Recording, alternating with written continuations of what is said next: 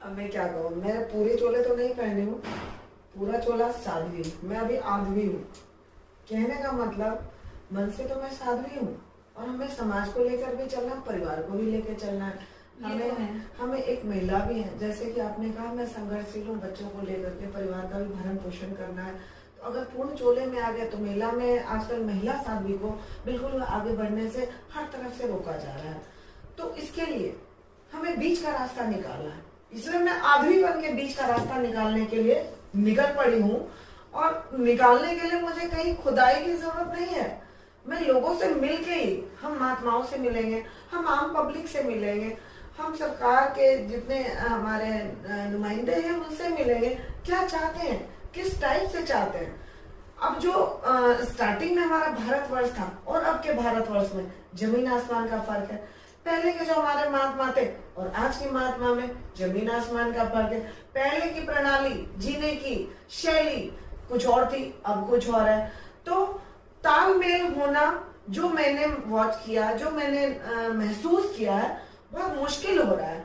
इसके वजह से लोग ना तो हमारे संत परिवार को पूरी तरह से समझ पा रहे, अन्ना संत परिवार पूर्ण रूपेण अभी के जनरेशन को समझा पा रहे हैं कि हमारा सत्य सनातन, अखंड सनातन, हमारे देश की रक्षा कैसे होनी चाहिए। यही संस्कृति, यही सनातन से सर्वांगीण विकास होगा इंसान का भी और देश और समाज का भी।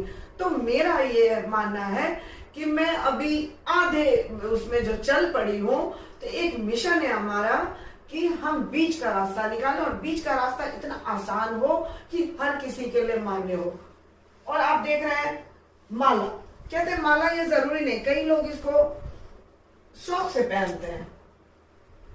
रुद्राक्ष, रुद्राक्ष की माला किस चीज का प्रतीक है, हमारे भोलेनाथ का, वही धारण करते थे। अब भोलेनाथ क्या है, शिव, शिव ही सत्य है।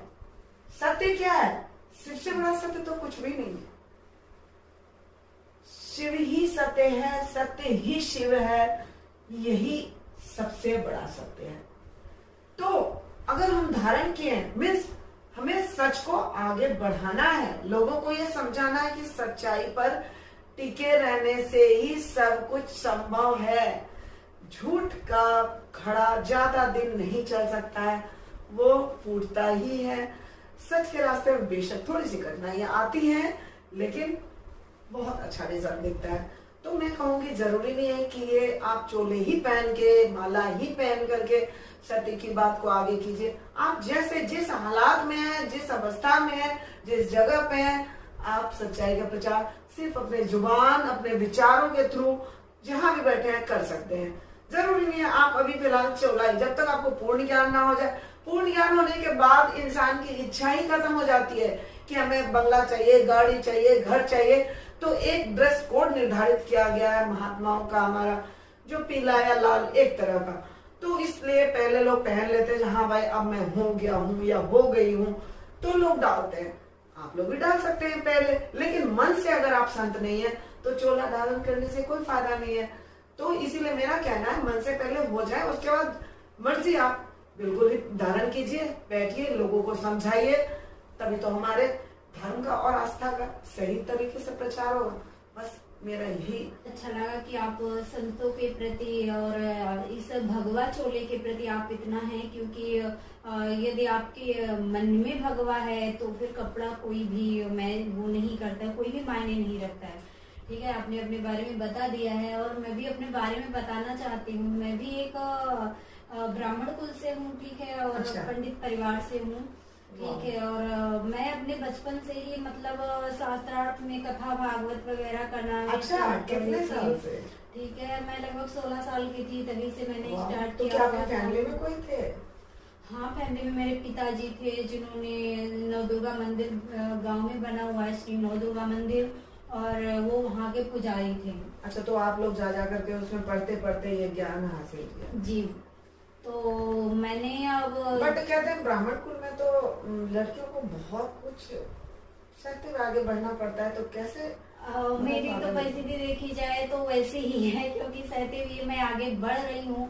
और मैं आपको बता दूं, सुंदर कांड है और श्री शिव महापुराण है, श्रीमद् भागवत महापुराण है, श्रीमद् देवी भागवत महापुराण है, और रामायण आदि जो भी ग्रंथ सब है, कर ले तुम। ठीक है। और सारा में बस लोगों तक संदेश पहुंचना चाहिए कि ये धर्म पे चलने, क्योंकि वो एक थोड़ा भजन में बोलते हैं ना कि हमें निज धर्म पर चलना सिखाती रोज रामायण। यदि आपके जीवन में रामायण है, आपका जीवन रामायण में है, तो आप ऑटोमेटिक, एक होता है ना कि आप धर्म के रास्ते पे ऑटोमेटिक चल पड़ेंगे।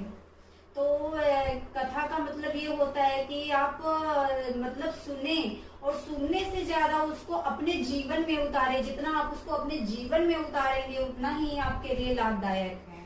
बहुत अच्छी बात कही आपने। है किसी भी धर्म जाति के हैं तो सच के रास्ते बेशक कठिन हो, लेकिन सच ही रहता है, इसलिए सच के रास्ते पर जरूर चलिए।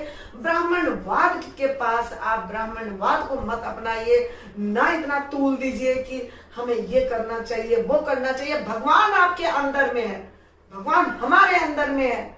हम मन से अगर सच को नहीं अपनाए तो हम भगवान को कैसे अपनाएंगे?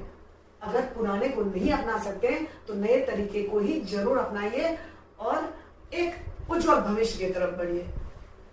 धन्यवाद। जय श्री राम।